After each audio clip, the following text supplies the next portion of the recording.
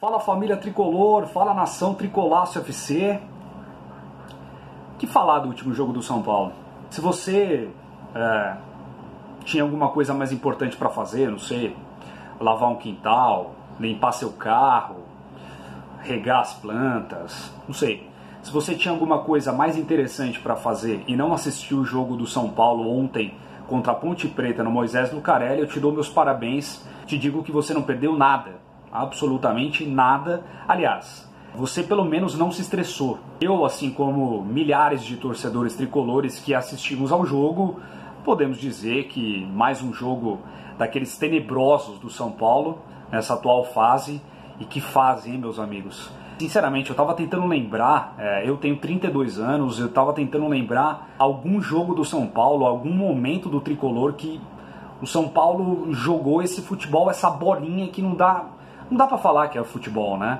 E eu fiquei com muita dificuldade de pensar num momento, num estágio, algum instante, algum período que o São Paulo de fato jogou mal, porque tá muito mal, tá?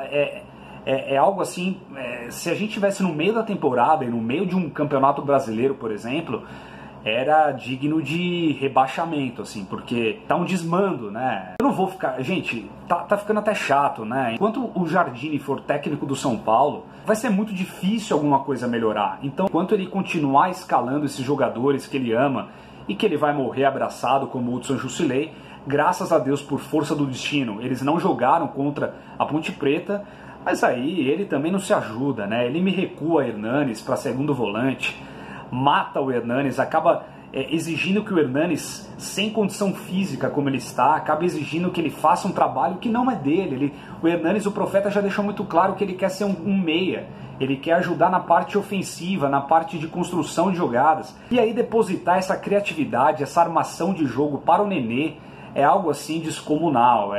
A gente depender de Nenê, Diego Souza, eventualmente Jusilei, Hudson, Bruno Pérez. Gente, é isso, aí vocês vão ver o mais do mesmo. Tá maçante toda vez eu vir aqui e ficar criticando. E uma coisa que você critica quando você tem esperança, expectativa de que vai mudar. E com o São Paulo a gente tá vendo, enquanto tiver o Jardine no comando ali, na verdade assim, né, o certo seria a gente ir no cerne da questão, né, a gente ir lá embaixo, mudar o que é o câncer do São Paulo no momento, que é o Leco. É o que eu falei no outro vídeo, aliás. Muito obrigado aí pela audiência de vocês, pelos inúmeros comentários, a enxurrada de comentário que eu recebi. E assim, 99,9% das pessoas estão com o mesmo pensamento que eu. O Leco é o câncer do São Paulo, é um desgraçado, é o principal motivo do São Paulo estar se apequenando temporada após temporada. É o principal responsável do São Paulo estar colecionando fracassos e estar virando um motivo de chacota para adversário. Então, enquanto ele continuar presidente do São Paulo, enquanto essa diretoria medíocre do Raí, a gente tem que saber separar, né? O Raí ídolo e o Raí diretor executivo, o Raí Cartola. Eu estou analisando o Raí Cartola, tá?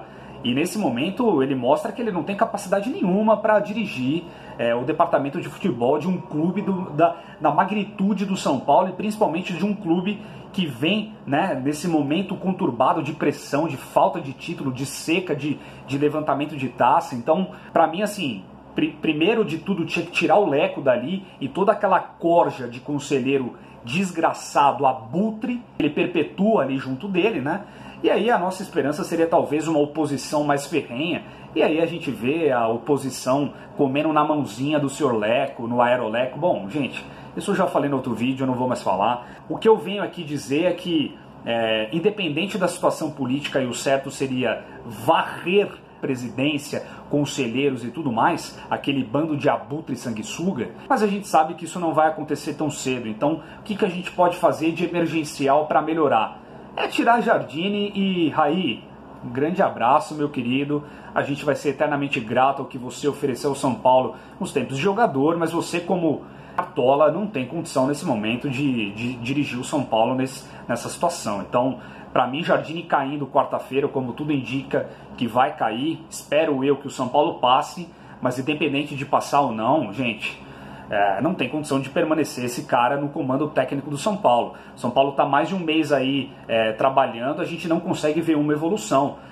Mais um jogo que a gente tomou gol de bola parada. Como que a gente vai entender que esse time está treinando, né? Depois de tomar todo o jogo, a gente toma um gol de bola parada, de bola aérea, bola alçada na área, cruzamento é gol. É inadmissível um time que treina durante a semana tomar gol toda semana de bola parada. E aí ideias antagônicas, né? Ideias totalmente divergentes, o que ele prega, né? A filosofia que ele prega, né? O futebol moderno, futebol de toque de bola, de transição, de triangulação, agudo, vertical, de propor o jogo, esquece, isso só está na boca dele para fora. Na prática, ele me coloca Hudson Jusilei e faz o meio campo não conversar com as demais áreas do campo. Enfim, é um trabalho bizarro, um trabalho ridículo. Coitado, o Jardine, na verdade, não era para estar ali, era para ele ter a humildade de olhar e num convite do Raí falar: olha, Raí, eu ainda não me sinto preparado, sei lá, preciso ficar mais um tempo sendo auxiliar, como o Carille fez, né? O cara ficou 10 anos de auxiliar, foi auxiliar de Mano Menezes, auxiliar de Tite. O cara estava preparado para pegar a bucha que pegou na época do Corinthians. O São Paulo numa situação muito pior do que quando o Carille pegou o Corinthians. Então não dá para comparar. Eu sou adepto da continuação do trabalho, mas quando a gente vê um rumo, quando a gente vê um norte, né, quando a gente vê um objetivo, dificilmente o São Paulo vai conseguir se classificar quarta-feira. Claro, no futebol tudo pode acontecer. Um time que está jogando como o São Paulo está jogando pode eventualmente fazer 2 gols e ir para os pênaltis e passar. Mas, pelo que eu tô vendo, a bolinha que o São Paulo tá jogando, a falta de vontade, de garra, de força, de entrega, né, de sangue que esses jogadores não estão tendo, né, é de fazer a gente perder qualquer esperança, mesmo no futebol, que é mágico do jeito que é e pode fazer acontecer grandes viradas, como a gente já viu na história aí do futebol, mas condições normais de temperatura e pressão, digamos assim, ainda mais o Tajeres conseguiu uma vantagem que na verdade ele não imaginava. Os caras vão vir tudo fechado, não vai entrar uma agulha ali. Esse que é o pior problema, né? A gente, na verdade, propor o jogo. A gente tem que ser criativo, a gente tem que jogar bola. A gente tem que fazer situações de gol, criar oportunidades para fazer gol. Isso que é o mais perigoso desse time do São Paulo, porque a gente não consegue fazer nada.